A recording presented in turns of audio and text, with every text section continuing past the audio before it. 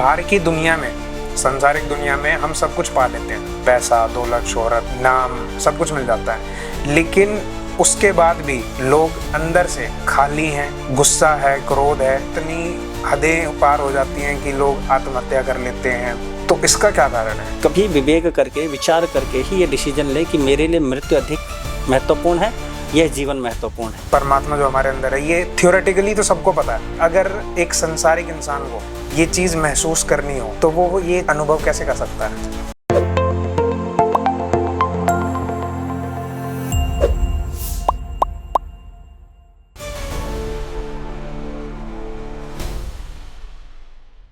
नमस्ते सभी को, आज आप सभी का एक बार स्वागत है हमारे फर्स्ट एपिसोड ऑफ आपका अपना पॉडकास्ट में। और आज हमारे पॉडकास्ट में जो हमारे सबसे पहले गेस्ट होने वाले हैं, उनका नाम है स्वामी अच्युतानंद जी। और इनके बारे में आज हम डिटेल में जानेंगे कि कैसे इनका जन्म केदारनाथ में हुआ और इनकी परवरिश हरिद्वार में हुई, और उसके बाद कैसे एक सफल कॉर्पोरेट करियर जो हर एक युवक अपनी जिंदगी में बनाना चाहता है, उसे त्याग कर एक दिव्य जीवन की तरफ ले जाता है। स्वामी अच्युतानंद जी के बारे में आज हम डिटेल में जानेंगे कि कैसे इन्होंने एक अच्छा खासा अपना गृहस्थ जीवन छोड़कर अपनी एक नई दुनिया और नई अपनी खुद की खोज में कैसे चले गए। तो आज हम ये सारी चीजें डिटेल में जानेंगे, और चलिए मिलते हैं स्वामी अच्युतानंद जी से। नमस्कार स्वामी जी, और कैसे हैं आप? सब बढ़िया है, आनंद है। थोड़ा दर्शकों को अपना परिचय दीजिए। ज़रूर। पहले तो मैं आपको बहुत बहुत शुभकामनाएं देता हूं कि आपने अपने ये पहला चैनल में और पहला गेस्ट मुझे बुलाया है, उसके लिए आपको बहुत बहुत साधुवाद। और मेरा परिचय यही है कि मैं स्वामी अच्युतानंद हूँ। युग पुरुष परमानंद जी हमारे गुरुजी हैं, जिनकी पूरे विश्व में वेदांत के प्रति और वेदांत में उनकी बहुत पकड़ है और सभी के जीवन का कल्याण करते हैं। उनकी ही छत्र छाया हमारे ऊपर पड़ी है, और धीरे धीरे हमारा जीवन भी, जो आप कह रहे हैं कि कॉर्पोरेट से एक आध्यात्म जगत की यात्रा, वो गुरु की कृपा है। और उनकी कृपा का ये फल है कि आज हम आपके साथ बैठ करके इस आध्यात्मिक यात्रा का आपके साथ अनुभव शेयर कर रहे हैं। मैं ये जानना चाहूँगा सबसे पहले कि आप मतलब बचपन से ही अध्यात्म वाली लाइन में थे, या फिर मतलब कुछ ऐसा हुआ जो आपने गृहस्थ जीवन एकदम त्याग कर और अपना संन्यास अपनाया? ऐसा नहीं होता है, कोई भी चीज़ एकदम से प्रकट नहीं होती है। कहीं ना कहीं हमारे बचपन से ही हमारे जो स्कूलिंग थी, हमारी जो कॉलेजिंग थी, उसमें हमें स्पिरिचुअल चीज़ें बताई जाती थी। जैसे कि मैं बचपन में जिस स्कूल में पढ़ता था, तो वहाँ पर भगवान कृष्ण की लीला हमें संडे को बुला करके स्पेशल दिखाई जाती थी। श्रीमद् भागवत, महापुराण इत्यादि वहाँ टीवी के माध्यम से या सुनाए जाते थे।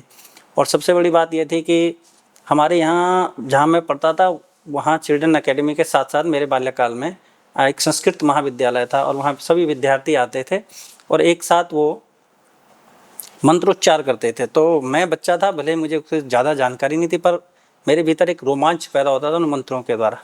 तो यहीं से ये मेरी यात्रा शुरू हुई, और मेरी जो स्कूलिंग रही वो एक आध्यात्मिक इस स्पिरिचुअलिटी टाइप की ही थी। और बचपन से जब ऐसे संस्कार पढ़ते हैं तो निश्चित ही आपके अंदर आत्मभाव आता है। तो वो चीज़ बचपन से मिलती गई, और धीरे धीरे एक समय आया जब वो एक शिखर पर पहुंच गया और संन्यास के रूप में परिणित हो गया। स्वामी जी, ये आपने थोड़ा समरी टाइप बता दिया, बट जो हमारी ऑडियंस है उनको हमें डिटेल में समझाना पड़ेगा, क्योंकि आपने जो अपना स्थान त्यागा था, जो गृहस्थ जीवन, जो गृहस्थ इंसान, जो आजकल हर कोई युवा जो अपना बनाना चाहता है करियर, वो आपने एक लेवल पे अचीव करके, और वो आपने त्याग कर एक अच्छी खासी लाइफ को छोड़कर आपने सन्यास का जीवन अपनाया। तो स्वामी जी, डिटेल में जानने के लिए सबसे पहले हम बात करेंगे आपकी अर्ली लाइफ और अपब्रिंगिंग के बारे में, कि आपका करियर, जैसे कि आपने बताया कि आपका जो जन्म है वो केदारनाथ में हुआ था, और उसके बाद आपकी स्कूलिंग हरिद्वार में और कॉलेज भी आपका हरिद्वार में ही हुआ था। तो तब से ही आपके अंदर अध्यात्म का कुछ इच्छा थी कि आप इस लाइन में जाएंगे, या फिर ऐसी कोई घटना घटित हुई जिसकी वजह से आपको ये सन्यास की तरफ आपकी ज़िंदगी का एक मोड़ आया? तो जैसे कि आपका कहना है कि ये कोई घटना घटी है, तो जैसे कि मेरा जो स्वयं का अनुभव है वो ये है कि मैंने आपको अभी पहले भी बताया था कि छोटे से बाल्यकाल से ही जो हमारी स्कूलिंग थी वो थोड़ा आध्यात्मिक या धार्मिक टाइप की थी। और जो बच्चे वहाँ आते थे वो मंत्रोच्चार करते थे संस्कृत का, उससे एक अंदर एक अलग ऊर्जा का भाव बनता था। उसी के साथ साथ जब हम स्कूल से निकल कर के कॉलेज में आए तो कॉलेज में भी मेरा रुझान स्वामी विवेकानंद, भगवान बुद्ध, महावीर स्वामी, ऐसे उनके जीवन को पढ़ना और उनके जीवन के बारे में जानने की जो मेरी इच्छा थी वो मेरी ललक बढ़ती गई। और धीरे धीरे अब आगे जैसे आपका कैरियर बनता जाता है, पढ़ाई भी साथ साथ चलती जाती है, तो धीरे धीरे मेरा कैरियर भी बनता गया और मेरी आध्यात्मिक रुचि भी बढ़ती गई। फिर धीरे धीरे मेरी जॉब लगती है, तो जो मैं फर्स्ट जॉब करता हूँ वो GNVN गढ़वाल मंडल विकास निगम में मेरी जॉब लगती है। उसके बाद जब मुझे लगता है कि नहीं, जो चीज़ें मुझे सेटिस्फाई नहीं करती वो मुझे नहीं रखनी चाहिए, तो मुझे उस जॉब में कोई सेटिस्फैक्शन नहीं दिखा और मैंने उसका त्याग किया। उसके बाद मैं यूनिटेक मशीन्स लिमिटेड कंपनी में आया 2004 के आसपास लमसम। अच्छा। और उस कॉरपोरेट जगत में रहा। वहीं से मैं हीरो होंडा से रिलेट हुआ। हीरो होंडा में मैंने 11 साल जॉब करी। जो अब हीरो मोटोकॉर्प्स है। जी, हीरो उसमें उस टाइम हीरो होंडा था हमारे समय में। हाँ जी। और उसमें मैं एक भूमिका थी मेरी मार्केटिंग की, कि क्या चीज़ आनी है, कैसे आनी है, कितना आना है, क्या कुछ यहाँ प्रोडक्ट चाहिए, वो सारी भूमिका में कहीं ना कहीं हमारा रोल इन्वॉल्व था। तो ऐसे करके ये मेरा पास्ट था। और मैं ये भी समझता हूँ कि आज के ज़माने में लोग इसी और भाग रहे हैं कि हमें बहुत कुछ कामयाबियाँ मिलें, बहुत कुछ हमें प्राप्त हो और फिर जा कर के हम कहीं कुछ अचीव कर पाएंगे। और हमें लगा कि ये सब कुछ हमारे लिए नहीं है, क्योंकि सब कुछ होने के बाद भी एक एम्पैथीनेस, खालीपन बना रहता है। उसकी भरपाई कैसे हो, तो वहीं से वो जो मेरी पुरानी जो स्मृति थी, जो मेरा बचपन का समय था, जो मेरा कॉलेजिंग का टाइम था, वो जो स्पिरिचुअलिटी थी वो कहीं ना कहीं मेरे आड़े आ रही थी। और धीरे धीरे मुझे लगा कि नहीं, ऐसा कुछ है कि जो मुझे मिला नहीं, ये सब कुछ मिलते हुए मुझे जो मिला नहीं, उसके लिए फिर ये धीरे धीरे ये घटनाएं घटती गई। और धीरे धीरे मेरी स्पिरिचुअल जर्नी, जिसको आप कहते हैं, आध्यात्मिक यात्रा आरंभ हुई। तो स्वामी जी, मैं एक चीज़ पूछना चाहूँगा यहाँ पे, जब आप जॉब कर रहे थे, आपने 2-3 जॉब स्विच करी, तो तब आपके मन में या जहन में कोई ख्याल आया था कि आप संन्यास लेंगे? नहीं, ऐसा कभी पता नहीं होता है, क्योंकि सिर्फ एक स्पिरिचुअलिटी होती है। जैसे आप कभी किसी फल को देखिए, वो पकता जाता है और उसका कलर चेंज होता है। जैसे मैंगो ही है, तो मैंगो शुरू में ग्रीन होता है और जैसे जैसे वो पकने लगता है तो ऑटोमेटिक वो येलो होता है, फिर उसके बाद रेड होने लगता है। तो ऐसे ही भीतर से जब आप स्पिरिचुअल होते हैं या कुछ भी आपके मन में आता है, तो एक दिन वो प्रकट होकर के आपके सामने आ जाता है। तो सेम दैट यही हमारे साथ हुआ है। कोई ज़्यादा एफ़र्ट्स मैंने किए नहीं, ज़्यादा एफ़र्ट्स की मुझे ज़रूरत पड़ी नहीं। सहज ये अपने आप छूटता गया और अपने आप कुछ चीज़ मेरे को मिलती चली गई। तो इसमें मैं ना कुछ चीज़ें आपसे क्लियर करना चाहूँगा। जैसे मान लो आप कह रहे हो कि धीरे धीरे वो जो फल है वो पकता गया, तो इसका मतलब ये है कि जो आपके बचपन से जो बीज डला हुआ था अध्यात्म के प्रति, तो वो धीरे धीरे बढ़ता गया और एक बार जब आपको लगा तो आपने संन्यास ले लिया। तो भीतर आपका प्लान था कि आप संन्यास लेंगे एक टाइम के बाद? बहुत अच्छा प्रश्न है और मैं इसी के बारे में सोच भी रहा था। तो ये आपने जो पूछा है बहुत अच्छा प्रश्न है। सबसे बड़ी बात है कि आप जो भी प्लानिंग से करते हैं, निश्चित उसके लिए आपको एक माइंडसेट बनाना पड़ता है। पर यहाँ कोई माइंडसेट बनता नहीं है, वो एज पर जैसे घटनाएं होती हैं ऐसी होती चले गई। और जब मैं संन्यास की जो विधि है, जिसमें मैं तो कुंभ में गया था 2016 उज्जैन कुंभ में। अच्छा। और मैं 6 दिन का लीव फॉर्म कंपनी को देकर गया था। 6 डेज 6 डेज लीव फॉर्म अपना भर के गया था कि भाई मेरी छुट्टी है, 6 दिन सेंशन हुई। और उस टाइम 2016 में सिंहस्थ महाकुंभ उज्जैन में लगा था। और हम सभी जो हमारे साथ के कलीग थे, सभी लोग, हमारे मित्र बंधु सब हमारे साथ गए। और वहाँ जाने पर 6 दिन का हमने लीव फॉर्म लिया था, 3 दिन हो गए थे। तो अचानक मेरे मन में एक संकल्प आया और विचार आया और मैंने कहा यहाँ संन्यास होता का। अपने मित्र से, एक हमारे अनिल जी हैं रेवाड़ी से, उनसे मैंने पूछा। तो इतना पूछना था, मैं उनसे डिस्कशन ये कर रहा था। पीछे से अनाउंस होता है कि अगर जिस किसी को संन्यास लेने की इच्छा है वो आकर के स्टेज पर नाम लिखवा दीजिए। तो हम जब स्टेज पे गए तो जिन्होंने अनाउंसमेंट किया था वो शायद हमारे गुरुजी के पास जा रहे थे। तो वहाँ से हमें सूचना मिली और हम उनके पास चले गए। जब हम उनके पास गए तो उन्होंने हमें बहुत सी चीज़ें बताई कि अभी आप ठीक जॉब कर रहे हो, सही से रह रहे हो, और ये चीज़ें आपके लिए अभी नहीं हैं। जब आपने गुरुजी को सन्यास की इच्छा जाहिर करी? नहीं, गुरुजी को नहीं, अच्छा। जो अनाउंसमेंट किए थे, तो हमने उनसे कहा, तो हमने उनसे एक ही बात कही कि अगर किसी का शरीर छूट जाता है तो वो सीधा घर में नहीं रखते, उसको शमशान ले जाते हैं। इतनी बात से समझकर वो हमारे भाव को समझ गए और उन्होंने हमारा नाम उसमें लिख दिया। और फिर हम गुरुदेव के समक्ष गए। गुरुजी से मैं पहले से दीक्षित था, जिसको हमारी गृहस्थ दीक्षा कहते हैं, उससे मैं दीक्षित था। एक बार हमारे दर्शकों को ना गुरुजी जो हैं आपके, उनके बारे में थोड़ा बता दीजिए। तो हमारे गुरुजी हैं युग पुरुष परमानंद जी महाराज, जो अभी वर्तमान में हरिद्वार अखंड परम धाम के संरक्षक हैं।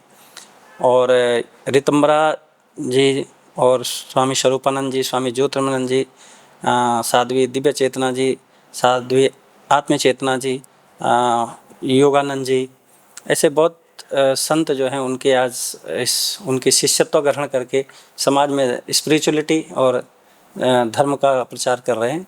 उन्हीं में एक हम भी हैं।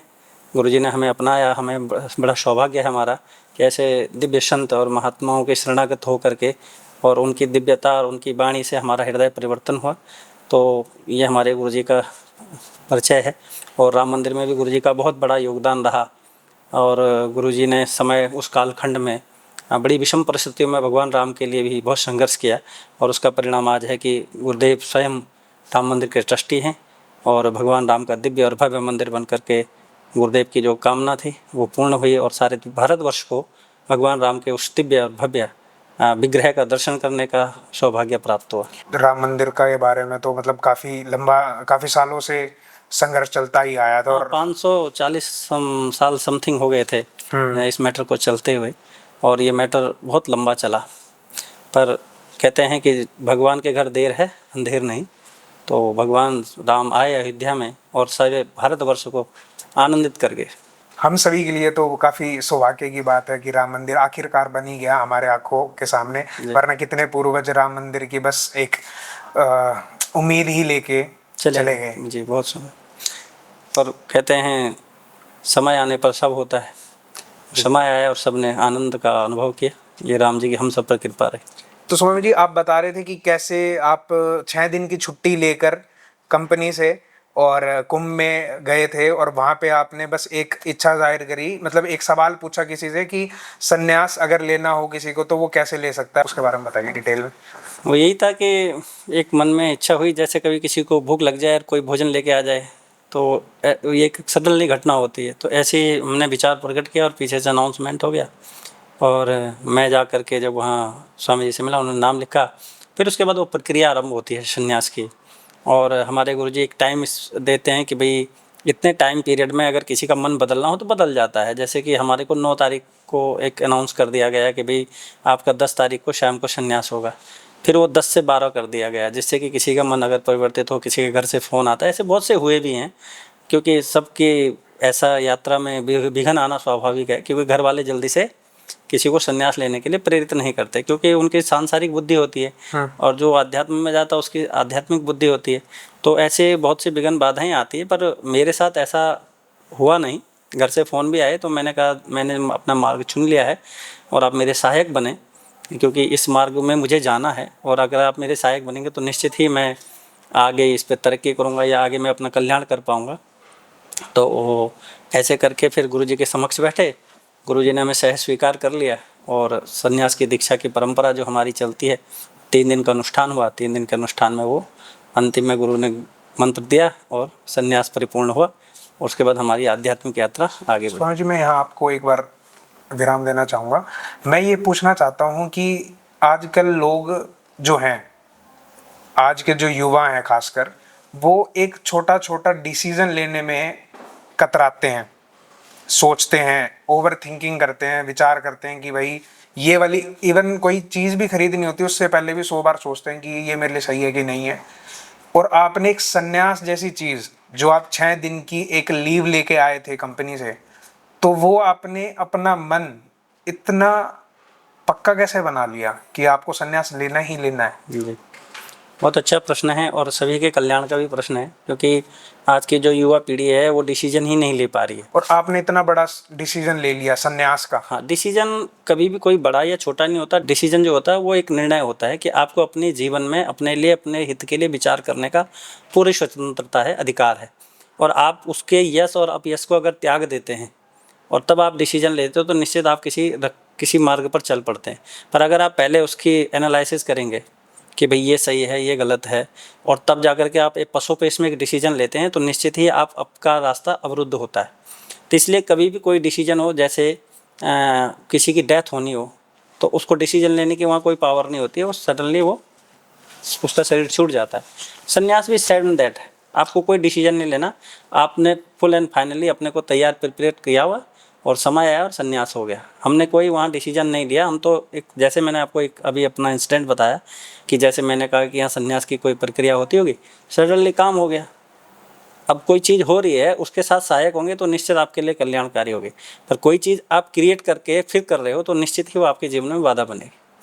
तो इसलिए डिसीजन लेने के लिए आपको पहले अपनी पूरी एक फोकस या पूरा एक फाइनलाइज कर देना चाहिए, यही मेरे लिए सर्वश्रेष्ठ है। अगर आप उस चीज़ पर करते हैं, चाहे आप कॉर्पोरेट जगत में चले जाएं कि यही मेरे लिए सर्वश्रेष्ठ है, मुझे पूरा जीवन अब इस पर ही लगाना है। आप चाहे फिल्म इंडस्ट्री में चले जाएं, आप चाहे आध्यात्मिक जगत में चले जाएं, पर आपको एक फोकस करना है कि अब यही मेरा निर्णय है। इसका यस और अपयस दोनों का, लाभ हानि का जो उत्तरदायी होगा वो मैं हूँगा, किसी दूसरे पर मैं इसको नहीं थोपूंगा। तो ऐसा व्यक्ति सक्सेस होता है, ऐसा व्यक्ति उस चीज़ को प्राप्त कर लेता है जिस चीज़ के लिए वो चल पड़ा है। अन्यथा जो पशुपेश में लेते हैं वो कहते हैं ना वो घर का रहता है और ना घाट का। तो ऐसी स्थिति में वो पशुपेश वाला निर्णय कभी नहीं करना चाहिए। और आपने फिर ये निर्णय ले लिया। मैं आपको बता रहा हूँ, मैंने कोई निर्णय नहीं लिया, वो हो गया, वो परिस्थिति आई और घटना घट गई। जैसे आप चल रहे हैं और आपके साथ अचानक कोई घटना घट जाती, तो ऐसे ये घटना घट गई कि संन्यास। मैं तो कोई प्लानिंग करके थोड़ी गया था कि मैंने संन्यास लेना है या ये करना। हम तो सिर्फ कुंभ स्नान करने गए थे, 6 दिन की छुट्टी। 6 दिन की छुट्टी एंजॉय करने गए थे। बट जब घटना घटनी होती, जब फल पक जाता है तो पेड़ से उसको डंडे से नहीं तोड़ा जाता, वो अपने आप गिर जाता। तो सेम दैट ये। और फिर उसके बाद जब संन्यास आपने ले लिया तो उसके बाद आपको अपनी गृहस्थ जीवन और सन्यासिक जीवन, तो उसमें आपको क्या परिवर्तन लगा? परिवर्तन कुछ नहीं होता है, समझ का विषय होता है। परिवर्तन यही है कि संन्यास का अभिप्राय है जो सम्यक माने भली प्रकार से सत और असत का ज्ञान रखता हो। संन्यास माने सम्यक भली प्रकार से मुझे सत का और असत का ज्ञान हो गया है, तब मेरा संन्यास फलित होता है। अगर ऐसा मेरे साथ नहीं हुआ तो निश्चित ही मुझे अपने पूर्व की बातें याद आएंगी, पूर्व का घर परिवार याद आएगा, उसके प्रति आसक्ति बनेगी। पर अगर मुझे सम्यक प्रकार से अपने गुरु के बताए मार्ग पर चलने का, और उन गुरु ने जो आपको आपका सिद्धांत दिया है कि आत्मा सत्य है, जगत मिथ्या है, ये भाव जब आप में प्रणीत हो जाता है, फिर कहीं की किसी की याद नहीं आती। ये अगर गृहस्थ में हो जाए तो गृहस्थ भी सन्यासी जैसा हो जाता है, और अगर ये सन्यास लेके होता है तो ये जीवन के एक उच्चतम आनंद की स्थिति होती है। स्वामी जी, मैं एक बड़ा ही गहरा सवाल पूछना चाहता हूँ आपसे कि आपके अभी तक के सन्यासिक जीवन में आपको सबसे जो स्पिरिचुअल मोमेंट है, जब आपको लगा हो कि जैसा कि मतलब हमारे अध्यात्म में बोला जाता है कि परमात्मा हमारे अंदर ही है, तो उसका आपको अनुभव कब जाकर हुआ था? वैसे तो ये घटना मेरे संन्यास से पूर्व ही घट चुकी थी। संन्यास तो एक प्रक्रिया का हिस्सा बना है। ये घटना लगभग 2014 के आसपास की है, क्योंकि उसके 2 साल बाद मेरा संन्यास होता है। वो इंसिडेंट ये था कि मैं बहुत भाव अतिरेक में था, और सभी अपने जो कलीग थे, गुरु भाई थे, सबको बुला करके हमने अपने घर पर सत्संग किया था। और उस सत्संग में स्वामी विवेकानंद और उनके गुरु का एक संवाद आता है, और उस संवाद में एक वो स्पिरिचुअलिटी, एक मेरा भीतरी अंतर्मन जो है वो जुड़ जाता है मेरी आत्मा से, और मुझे मेरा शरीर का, मन का कुछ भी बोध नहीं रहता है। और वो ज़्यादा लॉन्ग टाइम नहीं रहता है, कुछ 10-15 सेकंड में मुझे पता चलता है कि मेरा शरीर अब मेरे पास नहीं है, मैं बिना शरीर के भी हूँ। और उसके बाद मुझे पूरी घटना पता चलती है कि कैसे मैं शरीर के रूप में वापस रिफॉर्म हुआ हूँ। तो वो मेरी एक स्पिरिचुअल की पहली घटना जिसने मेरे पूरे जीवन को परिवर्तित किया। उसके बाद ये संन्यास होना, ये होना, ये तो स्वप्नवत हो गया मेरे लिए। पर वहाँ से जो एन मोमेंट था, जो मेरे अंदर एक फ्रस्ट्रेशन था, जो मेरे अंदर एक ललक थी भाई मुझे एक एम्पैथीनेस, एक खालीपन है मेरे अंदर, वो वहाँ से डिजॉल्व हो गया और मुझे एक आनंद की अनुभूति हो गई। वो दिन था और आज का दिन है।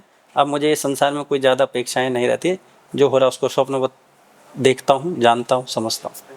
तो ये जो चीज़ है, मतलब परमात्मा जो हमारे अंदर है, ये थियोरेटिकली तो सबको पता है, बट अगर एक संसारिक इंसान को ये चीज़ महसूस करनी हो प्रैक्टिकली, तो वो ये चीज़ अनुभव कैसे कर सकता है? हाँ, बहुत अच्छा प्रश्न है। बहुत से लोग ऐसा यात्रा में चल रहे हैं क्योंकि सबके अंदर एक खालीपन है और वो उसको भरना चाहते हैं। तो उसके लिए सबसे पहले हमारे भीतर एक भक्तिमय आनंद की आवश्यकता है। भक्ति का अर्थ ऐसा नहीं है कि द्वैत वाली भक्ति हो, अद्वैत वाली भक्ति हो, भक्ति भक्ति होती है। तो भक्ति ही आपको परिणित करेगी और भक्ति आपके अंदर धीरे धीरे धीरे धीरे धीरे धीरे वैराग्य, या भक्ति आपके अंदर धीरे धीरे धीरे विवेक का परिणित करती है।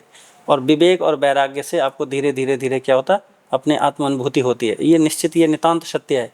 पर भक्ति को त्याग करके हम किसी सिद्धांत को फॉलो करना चाहते हैं तो ये बहुत संभव नहीं है। इसलिए हमारा मन जो है वो बहुत जड़ है, और मन जड़ नहीं है, वैसे तो है आत्मा ही, पर मन जड़ इसलिए लगता है क्योंकि उसमें नाना प्रकार के विषय भोग हैं, नाना प्रकार का चिंतन है।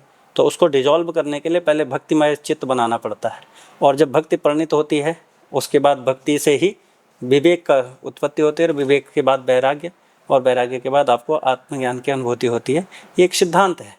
तो पहला स्टेप ये है कि हमें अपना मन साफ रखना पड़ेगा। हाँ, चित्त शुद्धि के लिए आपको भक्ति करनी पड़ेगी, निष्काम भक्ति। मुझे कुछ नहीं मांगना परमात्मा से, बस मैं परमात्मा का और परमात्मा मेरा, ऐसा भाव करना है। और हम अपना मन जो साफ करने की बात है, जो पवित्र करने की बात है, वो नाम जप से कर सकते हैं। हाँ, उसके लिए भारतीय संस्कृति और परंपरा ग्रंथों ने बहुत कुछ हमें दिया है, पर हम उसको नहीं समझते हैं। जैसे मंदिर दिए हैं, घंटी घड़ियाल दिए हैं, जप के लिए माला दी है, और भी बहुत से साधन दिए हैं, स्वाध्याय दिया है, सत्संग दिया है। महापुरुषों को सुने जिन्होंने आत्म कल्याण कर लिया अपना, ऐसे महापुरुषों का सत्संग सुने तो धीरे धीरे धीरे हमारी बुद्धि में जो बुद्धि संसारमयी होती है वही विवेकवती होकर के आध्यात्ममयी होने लगती है। तो ये बहुत आवश्यक है कि हम इन चीज़ों को फॉलो करें अगर हम वास्तविक स्पिरिचुअलिटी या वास्तविक अपने स्वरूप के दर्शन करना चाहते हैं या स्वरूप में स्थित होना चाहते हैं। तो ये पहला कदम होगा जी। एक सवाल है स्वामी जी कि बाहर की दुनिया में, संसारिक दुनिया में हम सब कुछ पा लेते हैं, पैसा, दौलत, शोहरत और सक्सेस, नाम, सब कुछ मिल जाता है, लेकिन उसके बाद भी लोग अंदर से खाली हैं, गुस्सा है, क्रोध है, मतलब, और उसके बाद भी इतनी हदें पार हो जाती हैं कि लोग आत्महत्या कर लेते हैं, अपना शरीर खराब कर लेते हैं। तो इसका क्या कारण है? सबसे बड़ी बात तो ये है कि हम सब लोग विषय में सत्य बुद्धि करते हैं और विषय के लिए ही सारा जीवन व्यय करते हैं। जो भी देखिए, हम जितने भी सुख साधन जुटा रहे हैं, चाहे घर बना रहे हैं, चाहे मकान बना रहे हैं, चाहे बड़ी गाड़ी ला रहे हैं, वो आज हमारे को पेट की भूख नहीं है। पेट की भूख हमारी समाप्त हो चुकी है, क्योंकि आज भारत में मुझे नहीं लगता कि कोई होंगे बहुत से गरीब लोग जिनको बेचारों को एक टाइम का भोजन नहीं मिल रहा होगा। अन्यथा भारत सरकार ने भी इस पर काम किया है कि लोगों को पेट की भूख तो ना हो। पर अब हमारी भूख पेट की न रह करके अब हमारी दिखावे की भूख हो गई है। हमारे को अहंकार, जो हमारा अहंकार है, उसको पुष्ट करने की भूख हो गई है। और उस भूख के चक्कर में क्या होता है कि समय समय पर हम अपने इस विषय भोग को करने के लिए या इसकी प्राप्ति के लिए है अनर्गल चिंतन भी करते हैं और अनर्गल काम भी करते हैं। और उसका परिणाम क्या होता है कि वो हमारे चित्त पर हमारा चित्त भरता जाता है मलिनता से। और लास्ट में जब हमारे हाथ कुछ नहीं लगता, इतना कुछ सुख भोगने के बाद भी, आज इसका प्रमाण अमेरिका है, इसका प्रमाण इंग्लैंड है, इसका प्रमाण रशिया है, वो सारे लोग सारे सुख भोग चुके हैं जो आप देख रहे हैं। और उन सुख भोगने के बाद वो यहाँ भारत में आते हैं। क्यों आते होंगे? क्यों? क्योंकि उनको लगता है कि भौतिक जगत का, संसार का सुख जो है वो परम सुख नहीं है। और हम परम सुख के जानने वाले लोग आज उसी ओर चल पड़े हैं जिस और पाश्चात्य लोग हैं, विषयों की ओर। तो इसलिए जो विषयों के प्रति अधिक चिंतनशील व्यक्ति होता है, जो विषयों में ही रत रहता है, वो निश्चित ही फ्रस्ट्रेट होकर के सुसाइड जैसा मार्ग भी चुनता है, क्योंकि उसको उसकी अपेक्षा के अकॉर्डिंग कुछ मिलता नहीं है। तो वो एक डिसीजन पर आ जाता है, कहता भी मर जाना ही ठीक है। या कोई दुखी हो जाता है बहुत अधिक, तो उसका एक डिसीजन होता है। इसलिए मैं सभी से आग्रह करूँगा, जो भी आपके दर्शक हैं, कि कभी विवेक करके, विचार करके ही ये डिसीजन ले कि मेरे लिए मृत्यु अधिक महत्वपूर्ण है, यह जीवन महत्वपूर्ण है। जैसे इसका उदाहरण है डॉक्टर APJ अब्दुल कलाम। तो डॉक्टर APJ अब्दुल कलाम एक बार अपना एयरफोर्स के लिए देहरादून गए थे कि एयरफोर्स में भर्ती होऊंगा, और जब वो वहाँ सक्सेस नहीं हुए तो लौट आते हैं तो शिवानंद आश्रम है ऋषिकेश में, उसके पास में घूमते हैं और उनका मन था कि मैं सुसाइड करूं, गंगा जी में गिर जाऊं। पर एक संत आते हैं, वो जबकि वो एक नॉन हिंदू हैं, संत आते हैं, उनके कंधे पर हाथ रखते हैं, कहते हैं बेटा जो तू कर रहा है ये तेरे लिए उचित नहीं है, तुम किसी और महान कार्य के लिए बने हो, और तुम अपनी ज़िंदगी को बस इतनी यहीं पे डिसॉल्व करने की बात मत सोचो। तुम गंगा, मुझे पता है कि तुम सुसाइड करने के मूड से आए हो। तो उन्होंने बोला गुरुजी मुझे तो अब रास्ता नहीं दिखता, क्योंकि जब हमारे जीवन में अंधेरा होता है तो हमें सद्गुरुओं की आवश्यकता है, हमें संतों की आवश्यकता है, हमें अच्छे मित्रों की आवश्यकता है, विवेकशील माता पिता की आवश्यकता है, क्योंकि उस कालखंड में हमारे साथ कोई नहीं होता, सिर्फ हमारी फ्रस्ट्रेशन या हमारा डिसीजन ही हमारे साथ होता है। पर हमारे जीवन में अगर कोई अच्छा जीवन में कोई ऐसा आ गया, जैसे उनके जीवन में स्वामी शिवानंद जी आ गए और उन्होंने उनको दिशा दी और अपनी जेब से पैसा दिया, बोला जाओ तुम पढ़ाई करो और ये मेरे से आगे की जो तुम कर सकते हो, क्योंकि एयरफोर्स नहीं सक्सेस हुए तो आगे तुम कुछ और कर सकते हो, ये पैसे ले जाओ। और जब वो वापस आए तो आज हमें पता है कि APJ अब्दुल कलाम किसी नाम के मोहताज नहीं है। तो ये होती है संतों की कृपा, ये होती है महापुरुषों की कृपा। तो हम अपना जीवन बदलना चाहते हैं तो हमें अच्छे मित्र चाहिए, अच्छे संत चाहिए, अच्छा समाज चाहिए, तब जाकर कि ये आत्महत्याएं रुक सकती हैं। इससे पहले ये आत्महत्याएं रुकने वाली नहीं। ये भागम भाग की दौड़ में सब सुसाइड करने पर लगे हुए हैं, और हमने देखा बड़े बड़े डॉक्टर, इंजीनियर जिनके पास धन दौलत बहुत कुछ है, उसके बाद वो आत्महत्या करते हैं। तो इसका मतलब उनके आत्मबल नहीं है, उनकी विल पावर क्षीण हो जाती है। सिर्फ वो बौद्धिक स्तर पर, व्यवहारिक बौद्धिक स्तर पर तो कामयाब हो जाते हैं, पर आध्यात्मिक बौद्धिक स्तर पर वो गिर जाते हैं और एक ऐसा निर्णय लेते हैं जिसको भारतीय संस्कृति, परंपरा और शास्त्र कहते हैं कि वो अधोगति को प्राप्त हुए। तो हमें अधोगति को प्राप्त नहीं होना, हमने अपने जीवन को उच्चतर बनाना है और मुक्ति का स्वाद लेना है या मुक्ति का आनंद लेना। ये चीज़ हर एक इंसान, संसारिक इंसान को समझनी चाहिए कि ये बात थियोरेटिकली नहीं है कि हर जो समस्या है उसका हल है। उन्हें बस उस हल को ठंडे और साफ मन से ढूंढना पड़ेगा। इसका ये है कि जब भी आप ऐसे डिसीजन पर पहुंचते हैं तो थोड़ा विचार करने की आवश्यकता है कि क्या यही मेरी लाइफ है, क्या मैं इसीलिए संसार में आया हूँ कि मैं अपने शरीर को त्याग दूँ। और बहुत लोगों को भ्रम है कि शरीर छोड़ देंगे तो हमें मुक्ति मिल जाती है, ऐसा नहीं होता है। जब भी आप शरीर त्यागते हैं तो निश्चित ही वो दुख आपको अगले जन्म में पैदाइशी मिलता है। तो ये एक गहरा साइंस है जो बियॉन्ड साइंस है, जो आज का साइंस है उससे बहुत आगे का साइंस है, जिसको आज की जनरेशन स्वीकारती नहीं। जबकि हमारे यहाँ कहा गया है कि जिस दुख में शरीर छूटता है वही दुख अगले जन्म में माँ के गर्भ से ही हमें प्राप्त होता है। इसलिए दुख में शरीर नहीं, आनंद से शरीर छोड़ने का नाम ब्रह्मलीन होना है। दुखी होकर शरीर छोड़ने का नाम कहते हैं अधोगति में जाना। तो एक बार मैं अपने दर्शकों को ये भी बताना चाहूँगा कि संन्यास के समय ये जो स्वामी जी हमारे साथ बैठे हैं वो अमित भट्ट के नाम से जाने जाते थे, लेकिन आज ये स्वामी अच्युतानंद जी के नाम से जाने जाते हैं। तो स्वामी जी आपको क्या लगता है कि मतलब जो आपकी पुरानी पहचान थी और अब जो आपकी नई पहचान बनी है, उसको अलविदा कहने में आपको कितना समय लगा और कितनी संघर्ष झेलने पड़े?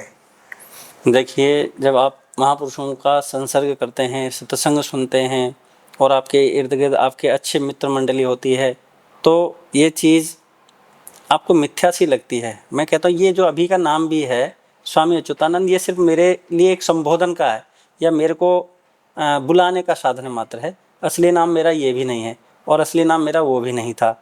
मेरा जो असली नाम है मेरे गुरुजी ने बताया कि तुम्हारा नाम सच्चिदानंद है। ठीक है ना, सच्चिदानंद मतलब तुम सदा रहने वाले हो, चैतन्य स्वरूप हो और आनंद तुम्हारा स्वभाव है।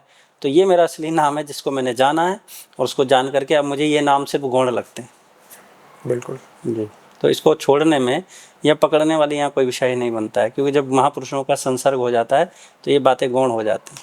स्वामी जी आजकल जो हमारे भारत में और पूरी दुनिया में फेक बाबाज, इसका काफ़ी गलत प्रभाव पड़ रहा है। जो हमारे संत हैं, महात्मा हैं, उनका नाम खराब हो रहा है कुछ बाबाओं की वजह से, और उनको पहले एक तरह से लाइमलाइट मिल जाती है कि मतलब हर कोई अच्छा होता है, बट एक इंसान के ऊपर जब लाइमलाइट आ जाती है ना तो उसके हर शब्द पर निगरानी रहती है। अगर वो कुछ गलत बोल देगा तो वो पूरी कम्युनिटी बदनाम हो जाती है। तो इसके बारे में आपका क्या विचार है? जो फेक बाबाज हैं, जो मतलब लोगों को गलत राह पर लेके जा रहे हैं, जिसकी वजह से वो जो हमारे लीडर्स हैं उनके ऊपर भी क्वेश्चन करते हैं आके।